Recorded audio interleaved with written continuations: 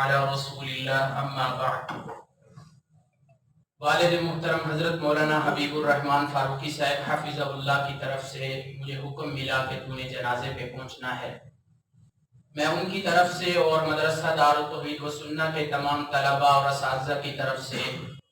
استاد العلماء حضرت مولانا خادم حسین صاحب اور ان کے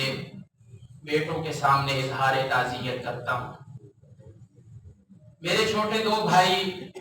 مفتی انعام الرحمن صاحب اور مولانا عبد الرحمن صاحب جامعہ عثمانیہ کے طالب علم رہ چکے ہیں،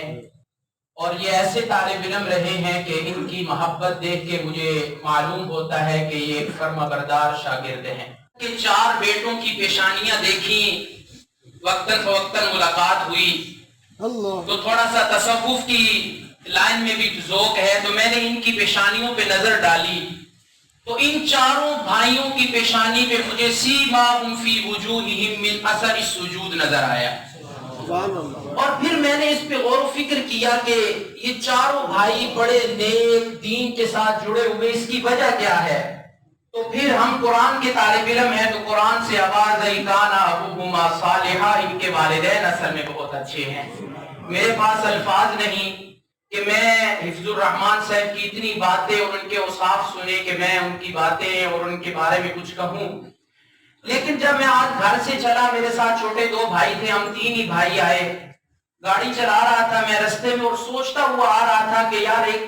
نوجوان قابل با اخلاق، ان کی صفات کا مجھے کچھ علم ہوا کہ ان کے والدین اور بھائیوں نے کیسے صبر کیا ہوگا، کیا منظر ہوگا جب ہم جا کے ملیں گے۔ تو یقین جانیے کہ میں ظہر کے وقت یہاں پہنچا کہ میں نے وضو کیا، نماز پڑھی، تو استاد جی حضرت خادم حسین صاحب حفظہ اللہ کو میں نے کرسی پہ بیٹھے ہوئے دیکھا تو میرے دل سے آواز آئی